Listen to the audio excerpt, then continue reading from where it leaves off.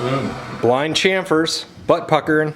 Yeah, not super fun, but it's... An order came in from Israel for a Naker, and then the guy contacts Bill to put a deposit on a second one. So the first one's already shipped.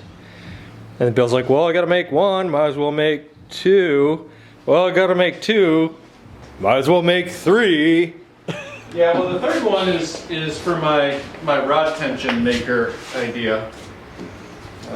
Ideally to have two of these with, you know, give it lugs to make it a lot easier to tune to specific pitches. And then if you have two of them, there's this Mio piece, The Creation of the World, that calls for like screaming high timpani, like it goes to a D and an F sharp above the staff. Drums this small can definitely make those pitches, but the rope tension ones are really hard to tune to a specific note. So if I do this, make it rod tension, put them on suspension mounts, might do the job.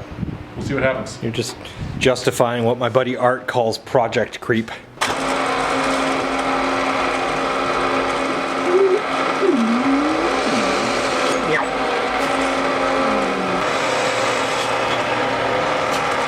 Mistakes were made. Roller jig failless, and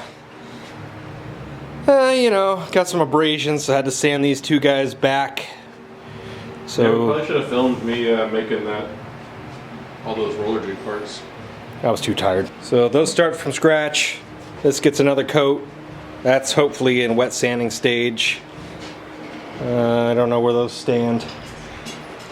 Hoops need gates, possible relief cuts, and they can get oiled. Those Nakers, really the only thing left to do is make the ears for them.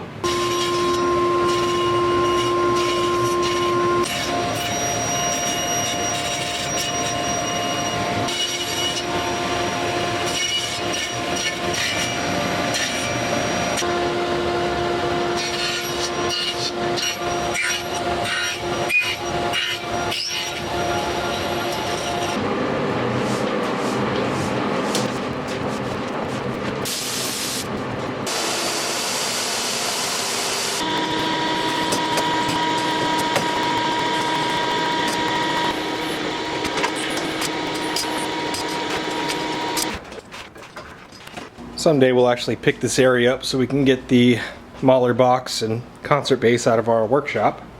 But not today. Two more Steve Weiss drums. Re-rings in, they need to get trimmed and then prep sanded for spray. This, I think Bill is still working on the CAD for the stand, which we're gonna have cut on a CNC down the street at the lumber yard. Bill put some time into the roller room, so hopefully drums don't walk off. Down the road, we'll probably swap all these machines out for sprocket with a chain drive off one motor, but also not today.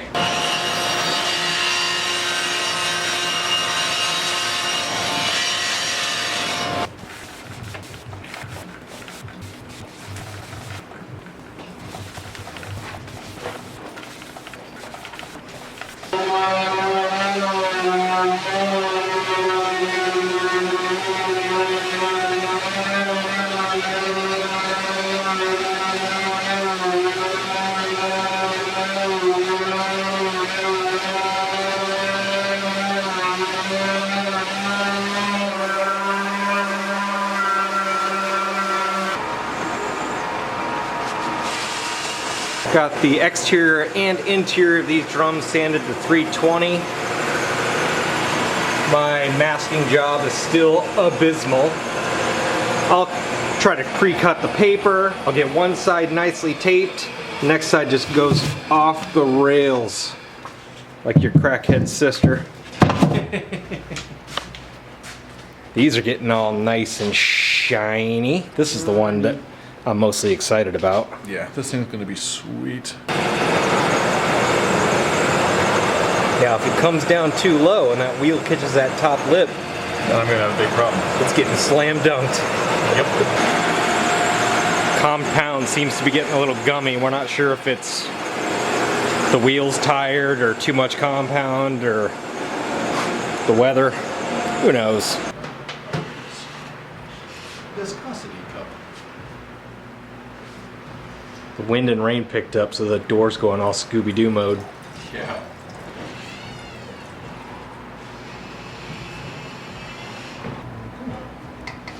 There's more varnish.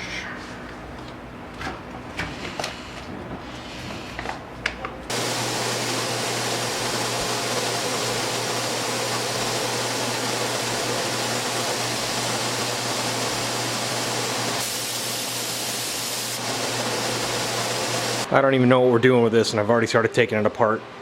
I know the board says rope conversion, single tension, bunch of furniture pads stuck to it. I don't know what we're doing with the finish.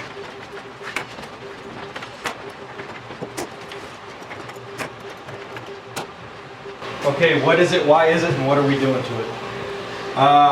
This is a 27-inch bass drum that Bob Schultz got somewhere along the line. Looks like 3-ply I think it's a Ludwig, right? lamination with a steam vent re-ring and regular plywood.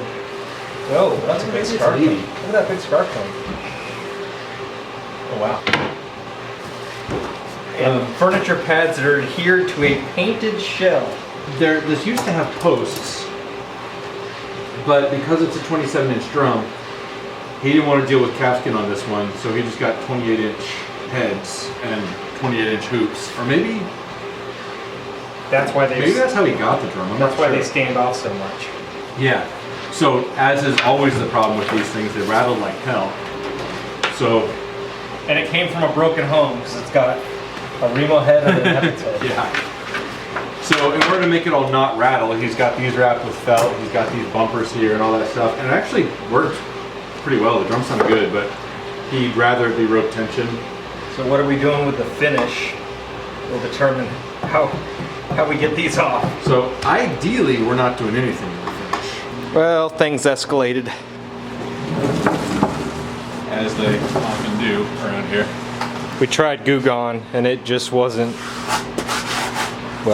making the Goo Go Gone. So Heat Gun is doing an okay job. I'm wearing a respirator. He'll be dead by morning. And those I've been standing here most of the time. those are ears for the Nakers. Yep.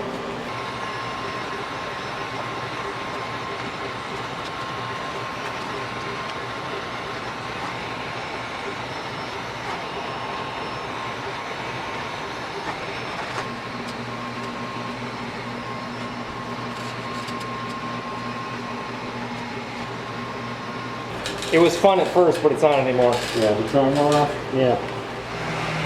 Yeah, I often find that's the case. It's like you get started and you're like, wow, I'm burning through this. This is awesome. But it's a big job. Got to give the old lungs a break.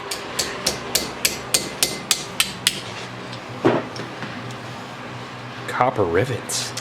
Yeah. Fancy.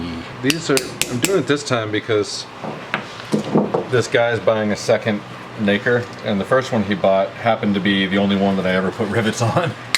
And so I wanted them to match, but I actually really kind of like this. Cool. Ears. Is. And I have a mess. Took a while to scrape the bulk of it. Probably take just as long, if not longer, to clean it up. I believe I have deduced, that is to say, and Bill tends to agree. This probably was originally wrapped. Someone peeled off the badge, busted out the veneer when doing so, got the wrap off, tried to deal with the adhesive, and then they just threw on the latex house paint. So we got the paint peeled off, gonna keep going at it for the adhesive, then sand it. Learned the lesson on the Odie's oil before. Don't know if monocoat would be the same mistake. Might just poly it like we did the blue Ludwig. Yeah, I was thinking monocoat, but given the state of that shell, Because remember back to the Odie's oil kind of reactivated the adhesive and it looked wicked blotchy. yeah, I don't think monocoat would do that, but I also, like, if the wood looks like crap, it's just not gonna, like, it's not worth it. I think let's sand it and get it cleaned up, and then if we can just throw poly on it and have it look nice, great. Otherwise, this might get painted black. Dope.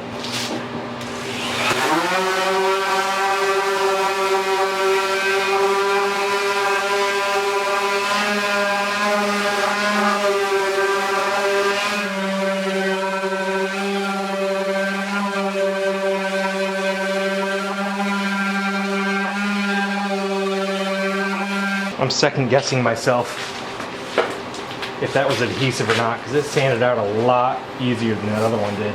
Yeah. Yeah, it doesn't seem to be behaving the same way. I guess throw water on it, and if it reactivates, we'll find out. Yeah.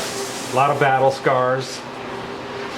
I still think it was probably wrapped though, because they didn't bother sanding out their pencil marks. Yeah, I mean that is a pretty good indicator of it having been wrapped for sure. And this is probably from people pulling the wrap off. But here's the water damage. So the veneer is opened. So it's probably set in a basement or in water, and then here's an impact. Huh. That's This is the worst of it. yeah. Yeah, it's like it's that and around the vent. I mean, everything else is like fine. And then since we've gone this far, we can decide what to do about these if we want to. So that was Plugs or something decorative. Or... paint stripping with a heat gun and scraper, and then to get all that red out was a pass of 220. Because 320 was taking forever. Yeah. There's probably still some left on that veneer. I don't think this is going to get down to this. Yeah, I kind of doubt it too. I think that's a wrap.